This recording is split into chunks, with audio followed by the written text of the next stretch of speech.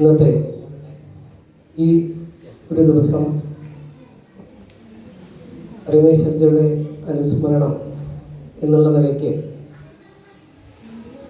ഇവിടെ നമുക്ക് എല്ലാവർക്കും ഒത്തുചേരാൻ സാധിച്ചത് ഒരു മഹാഭാഗ്യമായിട്ടാണ് ഞാൻ കാണുന്നത്. രമേശ്വർജി ഒരു വർഷം മുമ്പ് ഇതുപോലെ തന്നെ 2 ശിബിരങ്ങൾ, ശ്രീനാഥ്ജി നയിക്കുന്നൊരു ശിബിരവും ഗോസേവ ശിബിരവും, അങ്ങനെ 2 ശിബിരങ്ങൾ ഇതേ സ്ഥലത്ത് വെച്ച് ചുവട്ടിലും മുകളിലുമായി നടന്നിരുന്നു. ഏകദേശം ഒരു 2 ആഴ്ചയോളം ഒരു വിശ്രമ ജീവിതത്തിന് എന്നുള്ള നിലയ്ക്ക് ചികിത്സയ്ക്ക് ശേഷം മാത്രമല്ല, അന്ന് അദ്ദേഹത്തിനെ 5 വർഷം പരിചരിച്ചു പോയിരുന്ന ഒരു മഹാവൈദ്യൻ്റെ മകളുടെ വിവാഹം, അതിൽ പങ്കെടുക്കുക എന്നുള്ള ഉദ്ദേശത്തോടു കൂടി 2 ആഴ്ച ഈ ഒരു അന്തരീക്ഷത്തിൽ അദ്ദേഹത്തിന് താമസിക്കാൻ സാധിച്ചു. അപ്പം ഇന്ന് നമ്മൾക്ക് ഒരു മഹാഭാഗ്യം തന്നെയാണ്. ഒരു വർഷം കഴിഞ്ഞ അനുസ്മരണത്തിൽ നമ്മളുടെ കൂടെയുള്ള മഹത് വ്യക്തിത്വങ്ങളെ ഞാൻ പരിചയപ്പെടുത്താം. മാതാജി നിവൃത്തപ്രശാന്ത സരസ്വതി, അവര് പരമേശ്വർജിയായിട്ട് പറയുകയാണെങ്കിൽ പരമേശ്വർജിയുടെ അവസാനത്തെ 2-3 വർഷം അതേ വൈദ്യശാലയിൽ അവിടെ ഉണ്ടായിരുന്നു. കാരണം അവരുടെ മുതിർന്നൊരു മാതാജിയുടെ ചികിത്സാർത്ഥം അവിടെ ഉണ്ടായിരുന്നു. പരമേശ്വർജിയും വർഷത്തിൽ 2-3 തവണ അവിടെ ഉണ്ടായിരുന്നു. പരമേശ്വരിയുടെ കൂടെ പരിചരിക്കാനും അദ്ദേഹത്തിന് ചില കാര്യങ്ങളിലൊപ്പം നിൽക്കാനും ചെറുതായിട്ടെങ്കിലും സംസാരിക്കാനും ഒക്കെ ഭാഗ്യം അമ്മയ്ക്ക് കിട്ടിയിട്ടുണ്ട്. ഈ കോവിഡ് കാരണം അമ്മ ശരിക്കും വൃന്ദാവനത്തിലാണ്. പക്ഷെ കോവിഡ് ആയ കാരണം അമ്മ ഇവിടെയുണ്ട്. ആ ഒരു ഭാഗ്യം നമുക്ക് സിദ്ധിച്ചു. പരമേശ്വർജിയുടെ സമാധിക്ക് മുമ്പായിട്ട് 5 വർഷം വലിയ മിഷൻകാരന്മാരും അമൃത ഹോസ്പിറ്റലിൽ നിന്നൊക്കെ അദ്ദേഹത്തിന് തള്ളപ്പെട്ട് ഓർമ്മശക്തിയും സംസാരശേഷിയും നഷ്ടപ്പെട്ട് അങ്ങനെ ഞങ്ങളെല്ലാം കുട്ടേട്ടൻ എന്ന് വിളിക്കുന്ന ഡോക്ടർ സേതുമാധവൻ, പടിഞ്ഞാറക്കര ഹോസ്പിറ്റൽ, പാലപ്പുറം, അദ്ദേഹം പരമേശ്വർജിയെ പോയി കാണുകയും അദ്ദേഹം താനൊന്ന് ശ്രമിച്ചു നോക്കാം എന്ന് പറഞ്ഞ് ആ മഹത് വ്യക്തിത്വത്തെ 5 വർഷം ഒരു ഗുരുതുല്യനായി കണ്ടുകൊണ്ട്, ഒരു വൈദ്യനും രോഗിയുമായിട്ടുള്ള ബന്ധമായിരുന്നില്ല, ഗുരുതുല്യമായിട്ട്. ഞാനൊരിക്കൽ കണ്ടു പരമേശ്വർജിക്ക് ഒരു വലിയൊരു അത്ഭുതം മാതിരിയാണ് എൻ്റെ മനസ്സിൽ അത് ഇന്നും ഓടി നടക്കുന്നത്. പരമേശ്വർജിക്ക് ചായ കുടിക്കാൻ വേണ്ടി ഒരു പഞ്ചലോകം ശുദ്ധീകരിച്ച ഒരു ഗ്ലാസ് ഉണ്ടാക്കി. രമേശ്വർജി ഒരു ചികിത്സ കഴിഞ്ഞ് തിരിച്ചു പോകുന്ന സമയത്ത് അത് കൊടുക്കാൻ ഞാനും കുട്ടേട്ടൻ്റെ കൂടെ ഈ മൂശയിലേക്ക്, അത് ഉണ്ടാക്കുന്ന മൂശ അവിടെയുണ്ട്, പാത്രം ഉണ്ടാക്കുന്ന ആ മൂശയിലേക്ക് പോയി. അവിടെ ചെന്നപ്പോൾ ആ ഗ്ലാസ്സിനൊരു പൊട്ടുണ്ടായിരുന്നു, കറുത്ത പൊട്ട്. അപ്പോൾ അദ്ദേഹം പറഞ്ഞത്, അവിടുത്തെ ആ മൂശ നിയന്ത്രിക്കുന്ന മൂശാരിയോട് പറഞ്ഞത്, അത് ശരിയാക്കിയിട്ട് കൊടുത്താൽ മതി, ഇപ്പോൾ വേണ്ട. അതിനുശേഷം അവിടെ ഇരിക്കുന്ന ഒരു സാൻഡ് പേപ്പർ, അത് ഉരയ്ക്കുന്ന ഒരു സാധനം, അതുകൊണ്ട് കുട്ടേട്ടൻ ഉരച്ചപ്പോൾ ആ കറുപ്പ് പോവുകയും ഉടൻ തന്നെ പോളിഷ് ചെയ്ത് പരമേശ്വർജിക്ക് കൊണ്ടുപോയി കൊടുക്കുകയും ചെയ്തു. അപ്പോഴേക്കും പരമേശ്വർജി എങ്ങനെയാ വെച്ചാൽ പോവാൻ തയ്യാറായാൽ പിന്നെ വളരെയധികം തിരക്ക് കൂട്ടും. അങ്ങനെ ആ ക്ലാസ് കൊടുത്ത് പരമേശ്വർജിയെ നമസ്കരിക്കുന്നതാണ് ഞാൻ കണ്ടത്. കുട്ടേട്ടൻ അത് വളരെയധികം ഉള്ളിൽ തട്ടിയിട്ടുള്ള ഒരു കാര്യമാണ്. അവസാനം വരെ മരണത്തിന് തൊട്ടു മുമ്പ് കുട്ടേട്ടനെ സ്വന്തം മകളുടെ വിവാഹം,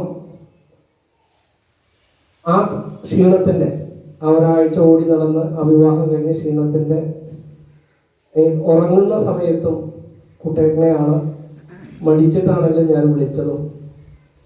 കുട്ടേട്ടൻ അപ്പോൾ തന്നെ പറഞ്ഞു, ലക്ഷണം ശരിയല്ല എന്ന്. കുട്ടേട്ടനെ ഞാൻ നിങ്ങൾക്ക് എല്ലാവർക്കും പരിചയപ്പെടുത്തും. അതുപോലെ തന്നെ ആ മരണസമയത്തൊപ്പം നിൽക്കാൻ ഭാഗ്യം സിദ്ധിച്ച 3 പേരിൽ ഒരാളാണ് ഡോക്ടർ ശ്രീനാഥ്. ഇതുപോലെ നമ്മുടെ ശിബിരം നടക്കുന്ന സമയത്ത് വീട്ടിൽ ടെറസിന്റെ മുകളിൽ കിടക്കുന്ന സമയത്താണ് രമേശ്വർജിയുടെ സന്തത സഹചാരിയും എല്ലാ കാര്യങ്ങളും ചെയ്തു കൊടുക്കുന്നതും. രമേശ്വർജിക്ക് അടിക്കാനും തൊഴിക്കാനും ചീത്ത പറയാനും അധികാരമുള്ള സുരേന്ദ്രജി. അദ്ദേഹം വിളിച്ചു. സാധാരണ നിലയ്ക്ക് ഞാൻ രാത്രി എഴുന്നേറ്റ് പോകുമ്പോൾ ശ്രീനാഥ്ജി വരണോ ചോദിക്കാൻ ഞാൻ വേണ്ടാന്ന് പറയും. കാരണം അന്ന് ശ്രീനാഥ്ജി കൂടെ വരികയും ശരി പോകാന്ന് പറഞ്ഞ് ഓടി ഈ സ്ഥലത്ത് കൂടെ ഓടി അവിടെ എത്തി. ഞാൻ പരമേശ്വർജിക്ക് വേണ്ടി കുട്ടേട്ടനെ വിളിക്കുകയും ചില മരുന്നുകൾ കൊടുക്കാൻ ഉള്ള ശ്രമവും ചില ചുക്ക് കാപ്പി മാതിരിയുള്ള ചില സാധനങ്ങളൊക്കെ കുട്ടേട്ടൻ ഉണ്ടാക്കി കൊടുക്കാൻ പറഞ്ഞു. അതിൻ്റെ ഒരു ശ്രമത്തിലായിരുന്നു. പക്ഷേ ശ്രീനാഥ്ജി ഒരു ശിഷ്യനെ ഗുരുതുല്യനായ ഒരാൾ ശിഷ്യൻ എങ്ങനെ പരിചരിക്കും ആ തരത്തിൽ നെറ്റി ഒഴിഞ്ഞു കൊടുക്കാനും കാലൊഴിഞ്ഞു കൊടുക്കാനും ഒപ്പം തന്നെ മന്ത്രജപത്തോടുകൂടി അദ്ദേഹത്തിനെ സമാധിയിലേക്ക് അയക്കാൻ ശ്രീനാഥ്ജിക്ക് കഴിഞ്ഞു. ആ ശ്രീനാഥ്ജിയും ഇന്ന് നമ്മോടൊപ്പം ഉണ്ട് എന്നുള്ളതൊരു ഭാഗ്യമാണ്.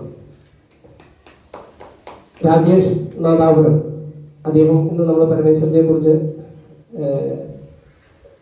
നമ്മളോട് ഒരു പ്രഭാഷണം നടത്തും. അദ്ദേഹം ഈ ശിബിരത്തിൻ്റെ ഈ ധർമ്മ പാഠശാലയുടെ സനാതന ധർമ്മ പാഠശാലയുടെ ചുമതലയാണ് ഈ ശിബിരം സംഘടിപ്പിക്കാനും മറ്റും അതിൻ്റെ നദിയിൽ നിന്ന് പ്രവർത്തിക്കുന്ന ഒരു വ്യക്തിത്വമാണ്. കൃഷ്ണനേട്ടൻ നിളാസേവാ സമിതിയുടെ അധ്യക്ഷനാണ്. ഈ സ്ഥാപനങ്ങളൊക്കെ നടത്തുന്നത് ഒരു നിളാസേവാ സമിതി എന്നൊരു ചാരിറ്റബിൾ സൊസൈറ്റിയാണ്. അതിൻ്റെ അധ്യക്ഷനാണ്. ഒറ്റപ്പാലം സ്വദേശിയാണ്. ഞാൻ ദീപപ്രവചനത്തിന് വേണ്ടി മാതാജിയെയും കുട്ടേട്ടനെയും ക്ഷണിക്കും.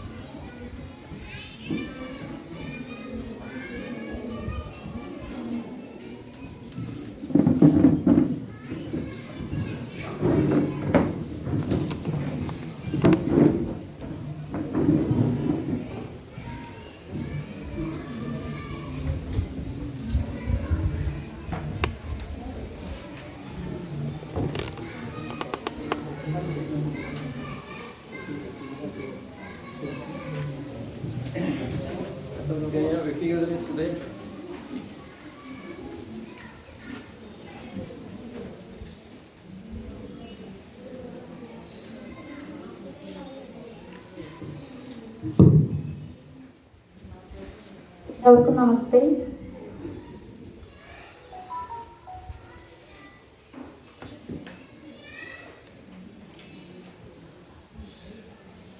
ഒരാദർശദീപം കൊളുത്തു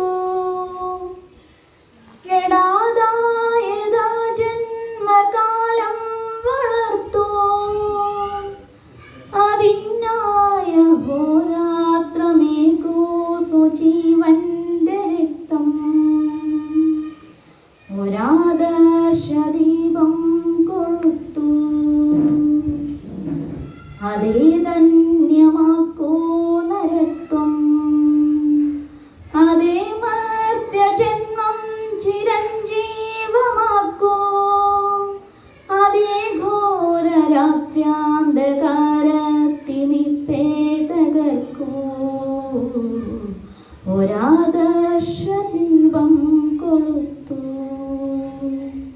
ശിശുക്കൾക്കു കൂടെ കളിക്കാൻ യുവത്വം മതം പൊട്ടിടുമ്പോൾ തളയ്ക്കാൻ വയോവൃദ്ധനും നായുറപ്പുള്ള താങ്ങായി പിടിച്ചൊന്നു നിൽക്കാൻ ഒരാദർശദീപം കൊളുത്തു.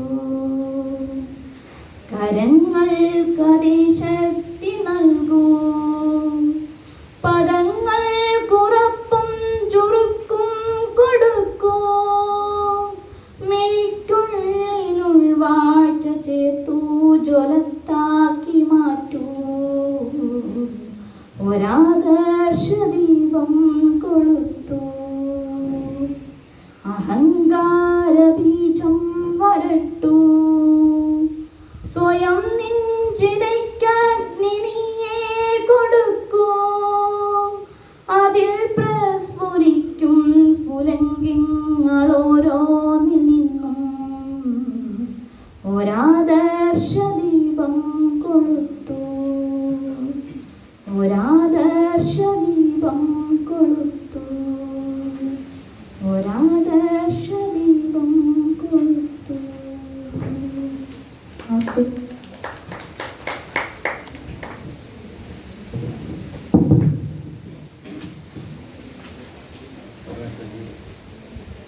അനുസ്മരിക്കുന്നതിനായി ഡോക്ടർ സേതുമാധവൻ.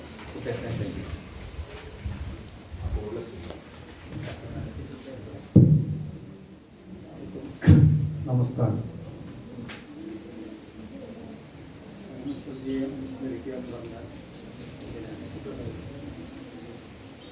അരുണാചലിയെ അനുസ്മരിക്കുക എന്ന് പറഞ്ഞാൽ അദ്ദേഹത്തിൻ്റെ ദൈവമായിട്ട് എനിക്ക് ആദ്യം ബന്ധപ്പെടുന്ന 1978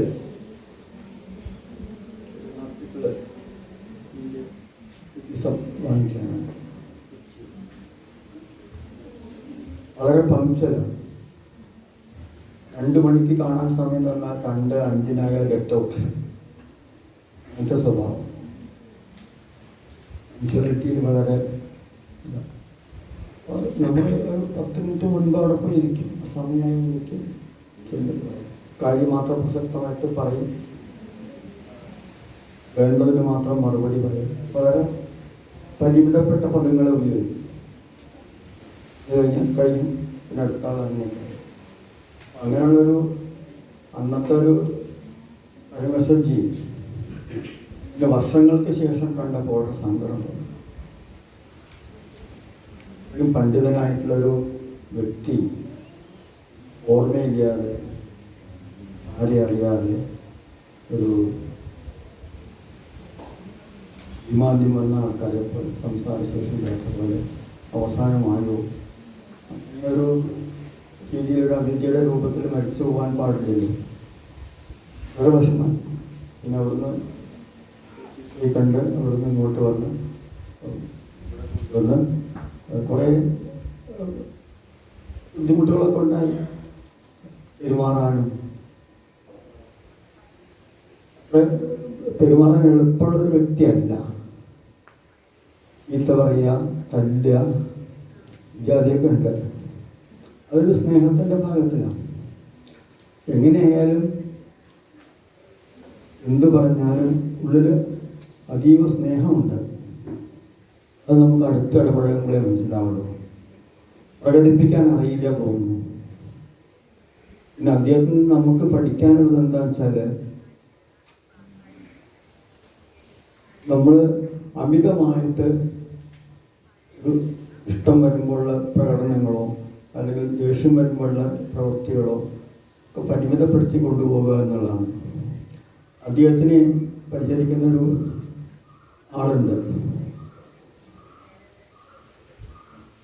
ഒരു നിമിഷം മാറി നിന്നാൽ ബഹളായി. അപ്പോഴൊക്കെയാണ് ഈ അമ്മ വന്നിട്ട് ഇടപെട്ട് ആവുക. അപ്പോൾ ആ സമയത്ത് ഞങ്ങളൊക്കെ ഉണ്ടെങ്കിൽ പിന്നെ ഒരുവിധം നിങ്ങൾക്ക് ഒറ്റയ്ക്ക് നിൽക്കാൻ പറ്റില്ല. സുരേന്ദ്രജി എന്ന് പറയും. ഭയങ്കര ബഹളം ഉണ്ടാക്കും. പിന്നെ അത് കുറേയൊക്കെ മാറ്റം വന്നു. അനുസരണ ഉണ്ട്. അധികം പറഞ്ഞാൽ കേൾക്കും, അവിടെ ഇരിക്കും. ഞങ്ങളെ പറഞ്ഞാൽ കേൾക്കും, അവിടെ ഇരിക്കും. പിന്നെ രാവിലെ നേരത്തെ എഴുന്നേൽക്ക്, 4 മണിക്ക് എഴുന്നേറ്റ് പല്ല് തേപ്പും തിരുകയും കഴിഞ്ഞ് ചായയും കുടിച്ചിട്ട് നടക്കും. അത് കൃത്യം. അത് അവസാനം വരെ ഉണ്ടായിട്ട് തോന്നുന്നു. വളരെ ഭക്ഷണക്രമത്തിലൊക്കെ വളരെ പങ്ക്ച്വലായി. ആ കൃത്യം. അപ്പോൾ ആര് തന്നെ വന്നാലും അദ്ദേഹത്തിൻ്റെ സമയമായ ശരി, എനിക്ക് ഭക്ഷണം കഴിക്കാനുള്ള സമയം, നിങ്ങൾ പൊക്കോളൂ. ഗവർണർ വന്നാലും ശരി, ആര് വന്നാലും ശരി, അങ്ങനെ പറഞ്ഞു പറയും. അദ്ദേഹത്തിൽ നിന്ന് നമ്മൾക്ക് പഠിക്കാനുള്ളത് എന്താണെന്ന് വെച്ചാൽ പങ്ക്ച്വാലിറ്റി, സമയത്തിൻ്റെ യുക്തത, പഠിക്കുന്ന രീതി. ഓരോ വിഷയങ്ങൾ പഠിക്കുമ്പോഴും ആ പഠിക്കുന്ന രീതി, മുൻകാലങ്ങളിൽ പഠിച്ചതെല്ലാം വീണ്ടും ഓർമ്മ വരാൻ തുടങ്ങി. ആദ്യം എഴുതിയ കവിത നിങ്ങൾക്ക് ചൊല്ലിക്കേൽപ്പിച്ചു അദ്ദേഹത്തിൻ്റെ. പിന്നെ ഇത്രയും വാർദ്ധക്യം വരെ രോഗമില്ലാതെ, അവസാനം വരെ കാര്യമായിട്ട് രോഗമൊന്നുമില്ലാതെ സ്വബോധത്തിൽ ശരീരം ഉപേക്ഷിച്ച് പോകാൻ സാധിച്ച മഹർഷിയാണ് പരമേശ്വർജി. മഹർഷി തുല്യമായ ജീവിതം തന്നെയായിരുന്നു. അത് പലപ്പോഴും പറയും, അമ്മമാരോട് പറയും ഇടയ്ക്ക്, നിങ്ങളൊക്കെ കാവിട്ടുണ്ട് എന്നുള്ളൂ, ഞാനും അതിൽ പെട്ട തന്നെയാണ് എന്ന് പറയും. ഇത്രയൊക്കെ എനിക്ക് പറയാനുള്ളൂ. പിന്നെ ഇങ്ങനത്തെ ഒരു ഇതിൽ പങ്കെടുക്കാൻ അതായത് ഒരു വിഷമമുണ്ട്, സന്തോഷമുണ്ട്, രണ്ടില്ലേ, അങ്ങനെയാണ്. പരമശ്വരിയുടെ സ്റ്റൈൽ തന്നെയാണ്. ശരി, നമസ്കാരം.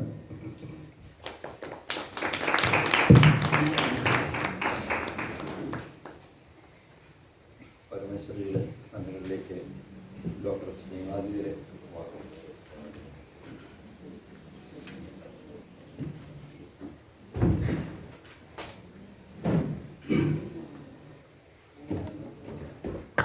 എല്ലാവർക്കും നമസ്കാരം.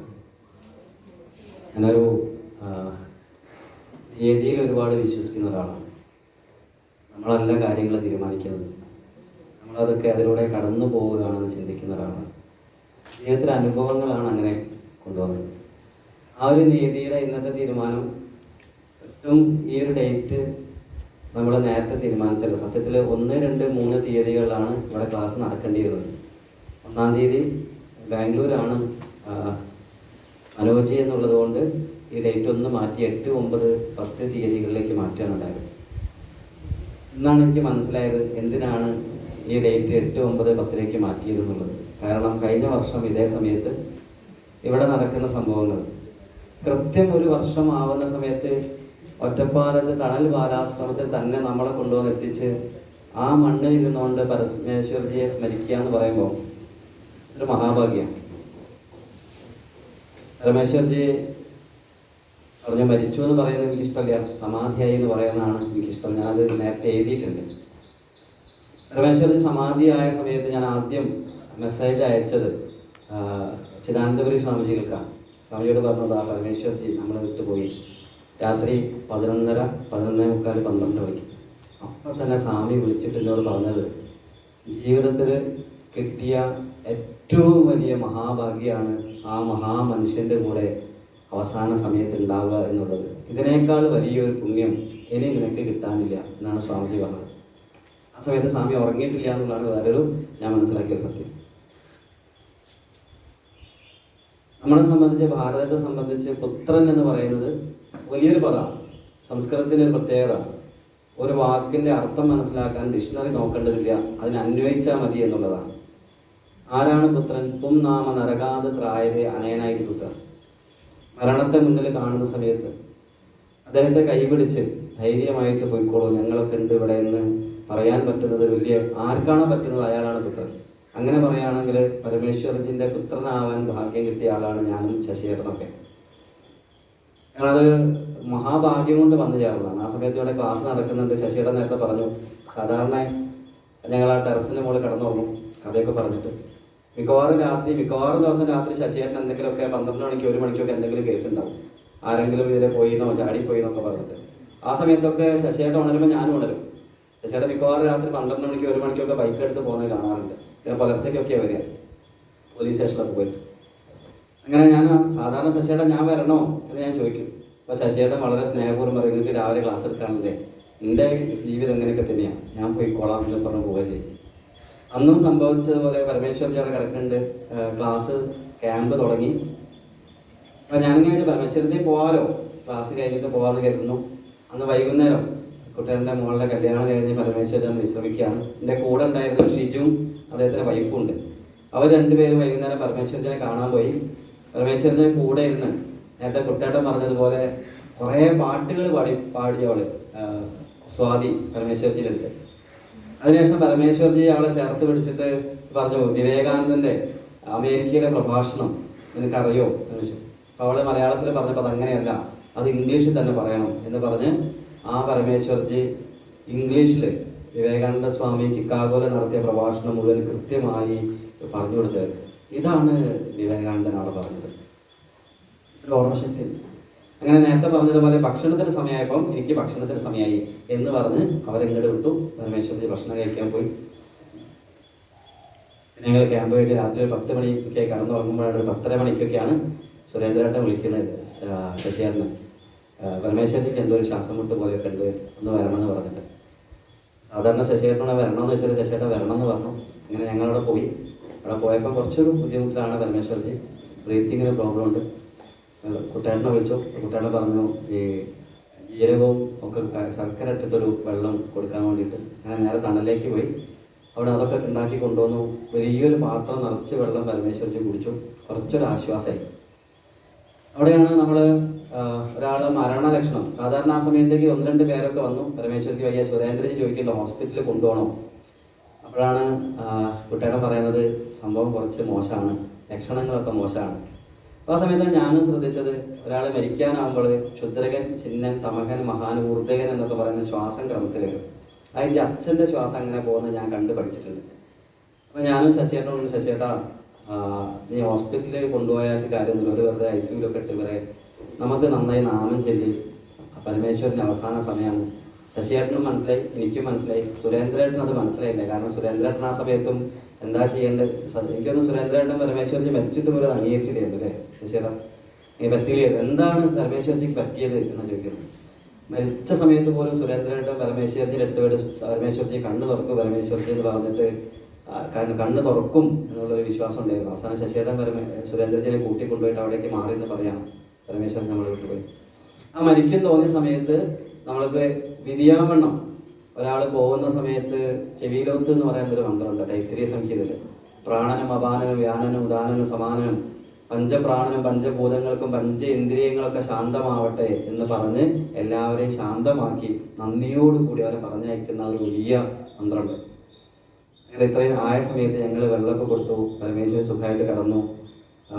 ഞങ്ങളൊക്കെ നമസ്കരിച്ച് കാലൊക്കെ ഒഴിഞ്ഞു കൊടുത്ത് ആ സമയത്ത് 12:30 മണിയുണ്ട്. തണലിലെ കുട്ടികളൊക്കെ, എനിക്ക് തോന്നുന്നു എല്ലാവരും ഇവിടെ ഉണ്ടെന്ന് തോന്നുന്നവരൊക്കെ എല്ലാവരും വന്നു. എല്ലാവരോടും നാമം ജപിക്കാൻ പറഞ്ഞു. അപ്പോഴേക്ക് കുട്ടേട്ടൻ പറഞ്ഞയച്ച വൈദ്യന്മാരൊക്കെ വന്നിട്ടുണ്ട്. ഏതാണ്ട് ഞങ്ങൾ ഉറക്കെ നാമം ജപിക്കാൻ തുടങ്ങി. ദൈവദശകവും വിഷ്ണു സഹസ്രനാമവും മാറി മാറി ജപിക്കാൻ തുടങ്ങി.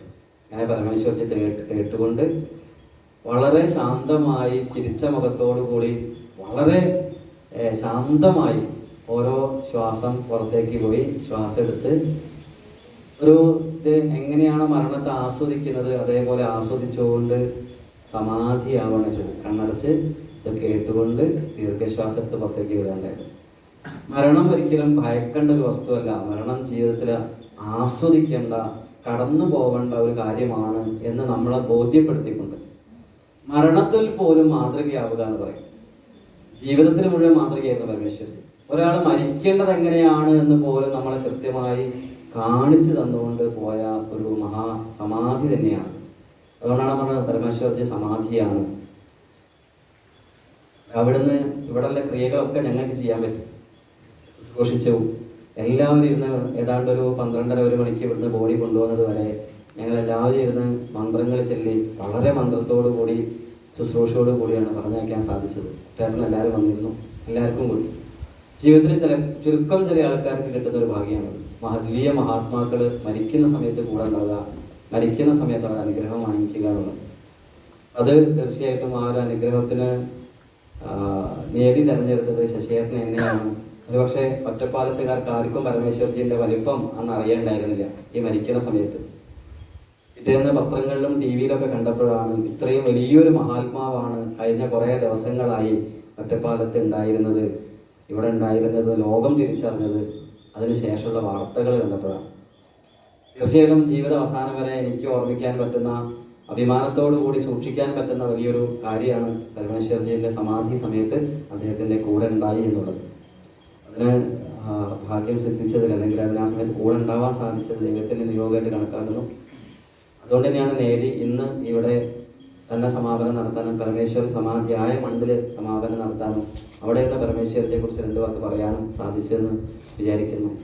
പരമേശ്വരജിൻ്റെ പദാരവിന്ദങ്ങളിൽ കൊടാനുകൂടി നമസ്കാരങ്ങൾ അറിയിച്ചുകൊണ്ട് ആ മഹാത്മാവ് എപ്പോഴും എവിടെയോ ഇരുന്ന് നമ്മൾ അനുഗ്രഹിക്കുന്നുണ്ടാവും, നമ്മുടെ പ്രവർത്തനത്തെ ശക്തമായി അനുഗ്രഹിക്കുന്നുണ്ടാവും എന്ന് വിശ്വസിച്ചുകൊണ്ട് എല്ലാവർക്കും നമസ്കാരം, നന്ദി.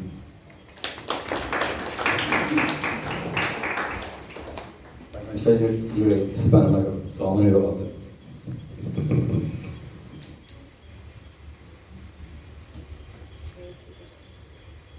കുറേ വർഷങ്ങൾക്ക് മുമ്പ് വൃന്ദാവനത്തിൽ ഇരിക്കുന്ന സമയത്ത് പൂർവാശ്രമത്തിലെ ഒരു ബന്ധു സംഘത്തിൻ്റെ ഒരു പ്രവർത്തകനായിരുന്നു. അദ്ദേഹത്തിൽ നിന്നാണ് ആദ്യമായിട്ട് പി പരമേശ്വർജി എന്ന് പറയുന്ന ഋഷി തുല്യനും മഹാമനീഷിയുമായ പരമേശ്വർജിയെ പറ്റി കേൾക്കാനിട വന്നത്. അതിനെ അത് സാധാരണമായിട്ട്, കാരണം നമ്മുടെ വൃന്ദാവന ജീവിതവും സന്യാസ ജീവിതവുമായിട്ട് അങ്ങനെ കഴിഞ്ഞു. അദ്ദേഹത്തിനെ കാണാനുള്ള ആ മഹാവിഭൂതിയെ, ആ മഹാമനീഷിയെ കാണാനുള്ള ഒരു ഭാഗ്യം സിദ്ധിക്കുമെന്ന് ഒരിക്കലും അന്ന് വിചാരിച്ചില്ല. പി സേതുമാധവൻ ഡോക്ടറുടെ ആശുപത്രിയിൽ ചികിത്സയ്ക്ക് വന്നതാണ് വേറൊരു അമ്മയും കൊണ്ട്. ആ സമയത്താണ് അദ്ദേഹത്തിനെ കാണാനൊരു ഭാഗ്യം സിദ്ധിച്ചത്. തന്നെയല്ല, സുരേന്ദ്രജി പുറത്തേക്ക് പോകുമ്പോഴൊക്കെ വന്ന് എന്നോടാണ് പറയുന്നത്, അമ്മ ഒന്ന് നോക്കിക്കോണേ. അപ്പം ഞാൻ അടുത്ത് പോയിരിക്കും, കഥകളൊക്കെ പറയും, പഴയ കഥകളൊക്കെ പറയും, SB കോളേജിൽ പഠിച്ച കഥകളൊക്കെ പറയും. പോകുന്നതിന് കുറച്ച് നാൾ മുമ്പ്, ഏറ്റവും അവസാനത്തിന് മുമ്പ് വന്ന സമയത്ത് SB കോളേജിൽ ആദ്യമായിട്ട് എഴുതിയ കവിത ചൊല്ലി കേൾപ്പിച്ചു. ഇടയ്ക്കിടയ്ക്ക് പറയും, ഞാൻ കാവ്യ ഉടുത്തിട്ടില്ലെന്നേ ഉള്ളൂ, ഞാൻ സന്യാസിയാണ്.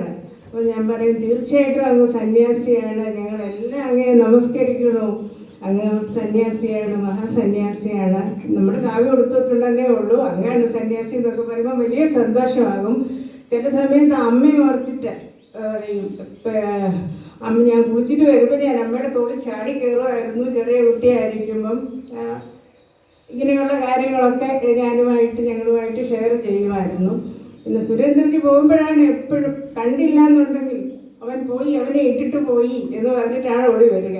ഇല്ല, പോയിട്ടില്ല, ഇപ്പം തന്നെ വരും, ഞാൻ ഫോൺ ചെയ്യാമെന്ന് പറഞ്ഞ് ഫോണൊക്കെ ചെയ്തത് കാണിക്കുമ്പോൾ സമാധാനത്തോടെ അവിടെ ഇരിക്കും.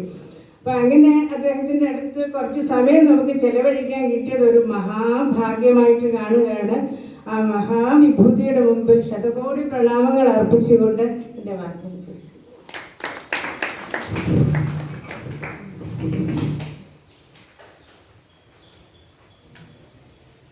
പരമേശ്വർജിയെ പറ്റി മുഖ്യപ്രഭാഷണം നടത്തുന്നതിന് ശ്രീ രാജേഷ് നാദാപുരത്തിനെ ക്ഷണിച്ചു.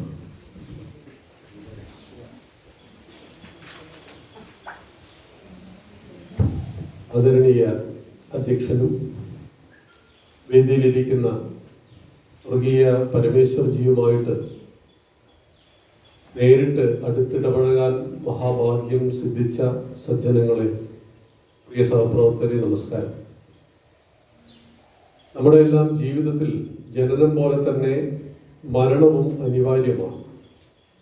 മരിക്കാത്തതായിട്ടൊന്നുമില്ല. പുൽക്കുടി മുതൽ ബ്രഹ്മാവ് വരെ ജീവിക്കുന്ന കാലയളവിന് വ്യത്യാസമുണ്ടെങ്കിൽ കൂടിയും മരിച്ചേ മതിയാവും. അവിടെയാണ് മരിച്ചതിന് ശേഷവും ജീവിച്ചിരിക്കുന്നു എന്ന് പറയുന്നതാണ് മഹാത്മാക്കൾ. അവരുടെ ശരീരം ഉണ്ടാവില്ല, പക്ഷെ അവർ ആയിരക്കണക്കിന് വർഷങ്ങൾ വീണ്ടും വീണ്ടും ജീവിക്കും. മുമ്പ് ഒരു ബൈഠക്കിന് പോയപ്പോൾ നമ്മുടെ മുതിർന്ന ഒരു സംഘത്തിന്റെ കാര്യകർത്താവ് എല്ലാവരോടും ഒരു ചോദ്യം, നിങ്ങളുടെ അച്ഛൻ്റെ പേര് പറയൂ. എല്ലാവരും അച്ഛൻ്റെ പേര് പറയും. അയാളുടെ അച്ഛൻ്റെ പേര് പറയൂ. അച്ഛൻ്റെ പേര് പറയൂ. അതും പറഞ്ഞു. അദ്ദേഹത്തിന്റെ അച്ഛൻ്റെ പേര് പറയൂ. മിക്കവാറും ആർക്കും അറിയില്ല. അപ്പൊ എനിക്ക് ഈ ശരീരം നൽകിയ എൻ്റെ 2 തലമുറക്ക് മുമ്പുള്ള മുതുമുത്തച്ഛന്റെ പേര് എനിക്കറിയില്ല. മുതുമുത്തച്ഛനുണ്ട്, പേരറിയില്ല, ഒരു ഡീറ്റെയിൽസും അറിയില്ല. മഹാത്മാക്കളായ ചില ആളുകളുടെ പേര് പറയും. അപ്പൊ ബുദ്ധൻ, ശങ്കരൻ, വിവേകാനന്ദൻ, മഹാത്മാഗാന്ധി എന്നൊക്കെ എല്ലാവരും പറഞ്ഞു. അപ്പൊ ശങ്കരാചാര്യ സ്വാമികൾ എവിടെയാണ് ജനിച്ചത്? കാലടിയിലാണ് ജനിച്ചത്. 1200 വർഷം മുമ്പാണ്. അദ്ദേഹം കാൽനടയായി ഭാരതം മുഴുവൻ സഞ്ചരിച്ചു. ബുദ്ധൻ ഇന്നേ സ്ഥലത്താണ്. സിദ്ധാർത്ഥ രാജകുമാരനായിരുന്നു. എല്ലാ ഡീറ്റെയിൽസും അറിയാം. ഇവരൊക്കെ ആരാണ്? നമ്മുടെ അമ്മാവന്റെ മക്കളോ മറ്റോ ആണോ? ആരുമല്ല. നമ്മളുമായിട്ട് യാതൊരു ബന്ധവുമില്ലാത്ത, നമ്മൾ മുമ്പ് കണ്ടിട്ടില്ലാത്ത, ആയിരക്കണക്കിന് വർഷം മുമ്പ് ജീവിച്ച ബുദ്ധനും ശങ്കരനും നമ്മൾ ഇന്നും നമ്മുടെ മനസ്സിൽ ജീവിക്കുന്നു ഉണ്ടെങ്കിൽ അവർ മഹാത്മാക്കളായിരുന്നു എന്നതാണ് അതിന്റെ അർത്ഥം. പരമേശ്വർജി മരിക്കുന്നില്ല. പരമേശ്വർജിയുടെ ദേഹം മാത്രമേ വിട്ടുപോയിട്ടുള്ളൂ. അദ്ദേഹം മുന്നോട്ട് വെച്ച ആശയങ്ങളും അദ്ദേഹത്തിന്റെ ജീവിത ദർശനങ്ങളും എന്നിലൂടെ, നിങ്ങളിലൂടെ, നമ്മുടെ രാഷ്ട്രത്തിലൂടെ ജീവിച്ചു കൊണ്ടിരിക്കുകയാണ്. 1927 ഫെബ്രുവരി 9 കേരളത്തിലെ ആലപ്പുഴ ജില്ലയിലെ മുഹമ്മയിൽ അദ്ദേഹത്തിന്റെ ജനനം. ഫെബ്രുവരി 9 93-ാമത്തെ വയസ്സിൽ ഇവിടെ വെച്ചിട്ടാണ് അദ്ദേഹം സമാധിയാവുന്നത്. കഴിഞ്ഞ 2020 ഫെബ്രുവരി 9.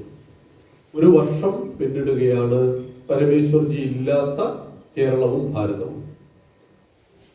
ഞാൻ എൻ്റെ കോളേജ് ജീവിതത്തിന് ശേഷമാണ് ഹൈന്ദവ ആശയങ്ങളിൽ ആകൃഷ്ടനാകുന്നത്. അതുവരെ ഞാൻ യുക്തിവാദിയൊക്കെ ആയിരുന്നു. യുക്തിവാദി എന്ന പേരേ ഉള്ളൂ, യുക്തിയേ ഉണ്ടായിരുന്നില്ല. പേരങ്ങനെയാണ് യുക്തിവാദി എന്നൊക്കെ. ഇടമറുകിൻ്റെയും അതുപോലെ കോവൂരിൻ്റെയും ഗ്രന്ഥങ്ങളും അതുപോലെ അവരുടെ തേരാളി എന്ന പ്രസിദ്ധീകരണമൊക്കെ ആയിരുന്നു വായിക്കുക. ചുമ്മാ ഈശ്വര വിശ്വാസികളെ കളിയാക്കുക, പാവങ്ങൾക്ക് മറുപടി ഒന്നും പലതിനും ഉണ്ടാവില്ല. കാരണം പഠിക്കാത്തതാണ് മിക്കവാറും ആളുകൾ, അതുകൊണ്ട് തന്നെ മറുപടി ഒന്നും ഉണ്ടാവില്ല. ഈ സമയത്ത് ചിദാനന്ദപുരി സ്വാമികളുടെ പ്രഭാഷണങ്ങൾ കേൾക്കുകയും ഹിന്ദുത്വ ആശയങ്ങളോട് താല്പര്യം വരികയും ചെയ്തപ്പോഴാണ് പരമേശ്വർജിയുടെ ചില പുസ്തകങ്ങൾ കിട്ടുന്നത്. അതിപ്പോഴും ഞാൻ ഓർക്കുന്നു. മാർക്സിൽ നിന്നും മഹർഷിയിലേക്ക് എന്ന അദ്ദേഹത്തിന്റെ ഒരു പുസ്തകം. കമ്മ്യൂണിസ്റ്റ് തിയറിയിൽ നിന്ന് മഹർഷിയിലേക്കുള്ള യാത്ര, ഭാരതത്തിലേക്കുള്ള യാത്ര, വളരെ അർത്ഥവത്തായ ലേഖനങ്ങൾ. പിന്നീട് അദ്ദേഹം നടത്തിയ അന്നത്തെ ഒരു സംവാദം വളരെ ഞങ്ങൾക്ക് വളരെ ചെറുപ്പമാണെന്ന്. പക്ഷെ അത് EMSനോടാണ് സംവാദം നടത്തിയത്. അന്ന് കേരളത്തിന്റെ ഭൗതിക മേഖലയിൽ EMS എന്ന് പറഞ്ഞാൽ അതിന് മേലെ മറ്റൊരാളില്ല എന്നാണ് വെപ്പ്. EMSന്റെ ഗ്രന്ഥങ്ങള്, EMSന്റെ തത്വചിന്തകള്, EMSന്റെ ആശയങ്ങളെല്ലാം എല്ലാ മാധ്യമങ്ങളിലും വന്ന് ചർച്ചാ വിഷയമാണ്. എപ്പോൾ എല്ലാ ദിവസവും EMS എന്തെങ്കിലും ഒന്ന് പറയും, എഴുതും. ആ EMSനോട് പരമേശ്വർജി സംവദിച്ചു. ഭാരതീയ കമ്മ്യൂണിസവും ഭാരതീയ ഹിന്ദുത്വവും ഇതായിരുന്നു അടിസ്ഥാനപരമായ വിഷയം. സത്യത്തിൽ അതിദയനീയമായിട്ട് EMS അതിൽ പരാജയപ്പെട്ടുപോയി.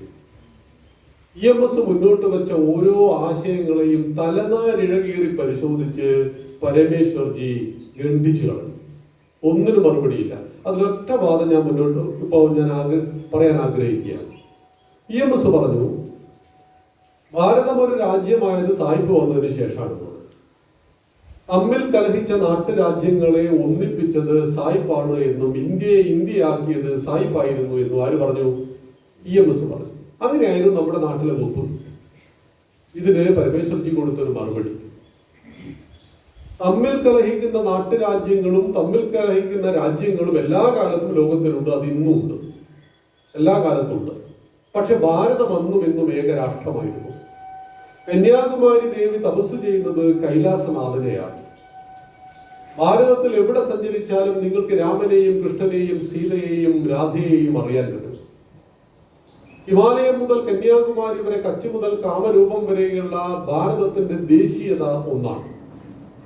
രാഷ്ട്രം എന്ന് പറയുന്നത് അതിർവരമ്പുകൾ നിശ്ചയിക്കപ്പെട്ട ഒരു ഭൂപ്രദേശമല്ല, അത് രാജ്യമാണ്.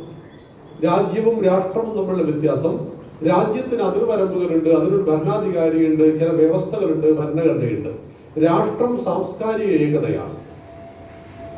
അങ്ങനെയുള്ള കാഴ്ചപ്പാടുകൾ വെച്ചപ്പോ അതിന് മറുപടി പറയുവാൻ EMSന് സാധിച്ചില്ല.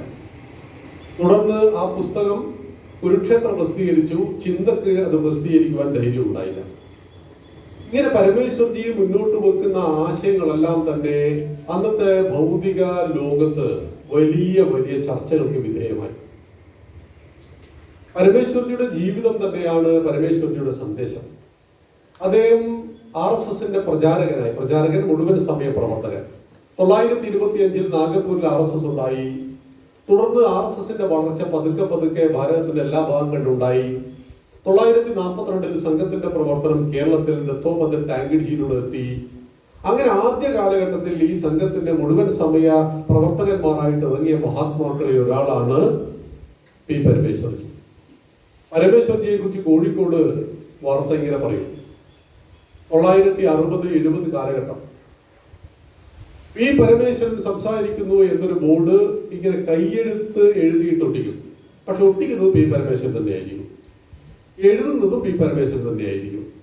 സൈക്കിൾ റിക്ഷയിൽ പോയിട്ട് ഇത് ഒട്ടിക്കുന്നതും എഴുതുന്നതും വൈകുന്നേരം സംസാരിക്കുന്ന ആര് തന്നെയായിരിക്കും? പരമേശ്വർജി തന്നെയായിരിക്കും. ആ ഒരു കാലഘട്ടത്തിലൂടെ നമ്മുടെ ഹൈന്ദവ ആശയങ്ങൾ കടന്നു വന്നിട്ടുണ്ട്. അന്ന് ഹിന്ദു എന്ന് പറഞ്ഞാൽ ഒരാൾ പുറത്തിറങ്ങുമ്പോൾ ഈ ചന്ദനക്കുറിയൊക്കെ ഒന്ന് മാച്ചു കളയും. അത്രയേറെ അപമാനമായിരുന്നു. ആ കാലഘട്ടത്തിലാണ് ഈ ആശയത്തെ പ്രചണ്ഡമായി പ്രചരിപ്പിക്കുക എന്ന ഉദാത്തമായ ലക്ഷ്യവുമായിട്ട് പരമേശ്വർജി ഇറങ്ങിയത്. പരമേശ്വർജി പ്രധാനമായിട്ടും ഇന്ന് ഇവിടെ നമ്മൾ പാടിക്കൊണ്ടിരിക്കുന്ന ശിബിരഗീതം പരമേശ്വർജിയുടെ രചനയാണ്. അദ്ദേഹം അടിയന്തരാവസ്ഥ കാലത്ത് ഒരു ഗാനം എഴുതിയിരുന്നു, ദേശഭക്തി ഗാനം. എനിക്ക് വളരെ ഇഷ്ടമുള്ള ഒരു പാട്ടാണ്. നമ്മുടെ പാഠശാലയിൽ ഞാനത് അയച്ചിട്ടുണ്ട്, പാടിയിട്ട് നിങ്ങൾ കേട്ടിട്ടുണ്ടാവും. അനുപദം അനുപദം മന്യദേശങ്ങൾ തന്നെ അവദാനം പാടുന്ന പാട്ടുകാര എന്ന് തുടങ്ങുന്ന ഗാനം. അതിൽ അദ്ദേഹം ഓരോരോ ഭാരതത്തിന്റെ സ്ഥിതിയെ എത്ര മനോഹരമായിട്ട്, നമ്മുടെ പൂർവികരെ നാം സ്മരിക്കുന്നില്ല. അപ്പൊ പരമേശ്വർജി പറയുകയാണ്, അറിയയിൽ അല്ല നീ ആത്മാഹുതികളാൽ അരികളെ തോൽപ്പിച്ച പൂർവികരെ. സ്വന്തം ജീവൻ കൊടുത്തിട്ട് രാഷ്ട്രത്തെ സംരക്ഷിച്ച വീരന്മാരെ നിനക്കറിയില്ലേ? നമ്മളോട് ചോദിക്കുകയാണ്. അജ്ഞതയിൽ ആണ്ടുകിടക്കുന്ന സമാജത്തോട് അന്നത്തെ അടിയന്തരാവസ്ഥ എന്ന് പറയുമ്പോൾ 75 കാലഘട്ടത്തിൽ പരമേശ്വർജി ചോദിക്കുകയാണ്, അവരുടെ ചുടുചോര വീണു ചുവക്കാത്ത ചൊരിമണൽ പോലുമില്ല എന്റെ നാട്ടിലെ ഓരോ മണൽത്തരിയിലും ഈ ധീരന്മാരുടെ ചോര വീണിട്ടുണ്ട്. അവരുടെ ബന്ധുക്കൾ കണ്ണീരൊഴുക്കാത്ത ഭവനങ്ങളില്ലൊന്നും എന്റെ നാട്ടിൽ. ശിവശിവ എന്നിട്ടും അവരെ കുറിച്ചുള്ള കവിതകൾ പാടുവാൻ കവികളില്ല. ഇവിടെ അക്ബറെ കുറിച്ച് പാടാൻ കവിയുണ്ടല്ലേ, ഔറംഗസീബിനെ കുറിച്ച് പാടാൻ കവിയുണ്ട്. പക്ഷെ റാണാ പ്രതാപനെ കുറിച്ചും ശിവജിയെ കുറിച്ചും പാടുവാൻ കവികളില്ല എന്ന് പറഞ്ഞുകൊണ്ട് അതിന് ശക്തമായ ഭാഷയിൽ എന്നാൽ അതിമനോഹരമായ അദ്ദേഹത്തിന്റെ കാവ്യഭാവനയിൽ അദ്ദേഹത്തിന്റെ ഓരോ ഗാനങ്ങളും നമ്മുടെ എല്ലാം ഹൃദയത്തെ സ്പർശിക്കുകയാണ്. പരമേശ്വർജി നമ്മുടെ എല്ലാം ജീവിതത്തിൽ ദാർശനിക തലത്തിൽ വലിയ മാറ്റത്തെ ഉണ്ടാക്കിയ മഹാമനീഷി കൂടിയാണ്. അദ്ദേഹം ജനസംഘത്തിന്റെ മുഴുവൻ സമയ പ്രവർത്തകനായി. 1998 വലിയൊരു അത്ഭുതമാണ്. അടൽ ബിഹാരി വാജ്പേയിയുടെ നേതൃത്വത്തിൽ സർക്കാർ അധികാരത്തിൽ വന്നപ്പോൾ കേരളത്തിലേക്ക് ഒരു ഫോൺ വന്നു. പരമേശ്വർജി പെട്ടെന്ന് എവിടെ എത്തണം? ഡൽഹിയിലെത്തണം, കേന്ദ്രമന്ത്രിയായിട്ട് സത്യപ്രതിജ്ഞ ചെയ്യണം. പരമേശ്വർജി പറഞ്ഞു, ഞാനൊരാളെ അങ്ങോട്ട് അയക്കുന്നുണ്ട്. അങ്ങനെയാണ് നമ്മുടെ രാജഗോപാലിനെ അങ്ങോട്ട് അയക്കുകയും അദ്ദേഹം റെയിൽവേ സഹവകുപ്പ് മന്ത്രിയാകുന്നത്. അധികാരം ഒരിക്കലും പരമേശ്വർജിയെ മോഹിപ്പിച്ചിട്ടില്ല. അതായത് നമ്മുടെ ഗാനത്തിൽ പരമേശ്വർജി തന്നെ എഴുതിയ മറ്റൊരു ഗാനത്തിലുണ്ട്, ദേവിതൻ ഗളനാളമണിയും പുഷ്പമാലികയായിടേണ്ട. അമ്മയുടെ കഴുത്തിൽ അണിയുന്ന പുഷ്പത്തിലെ ഒരു പുഷ്പമായിട്ട് എനിക്ക് മാറണ്ട. കോവിലിൽ പൊന്നൊളി പടർത്തും ദീപമാലികയായിടേണ്ട. അമ്മയെ പ്രശോഭിപ്പിക്കുന്ന ആ ദീപങ്ങളിൽ ഒന്നായിട്ട് എനിക്ക് മാറണ്ട. ഭാരമകിലം പേരിടും ആധാരശിലയായി തീർന്നിടാമോ. അമ്മയുടെ ഭാരം മുഴുവൻ ചുമക്കുന്ന അനേകം കല്ലുകളിലെ ഒരു കല്ലായിട്ട് എനിക്ക് മാറിയാൽ മതി. എന്നെ ആരും കാണണ്ട, എന്റെ പേര് പത്രത്തിൽ വരണ്ട, എന്റെ കഴുത്തിൽ നോട്ടുമാലയോ പൂമാലയോ വന്ന് വീഴേണ്ടതില്ല. കാരണം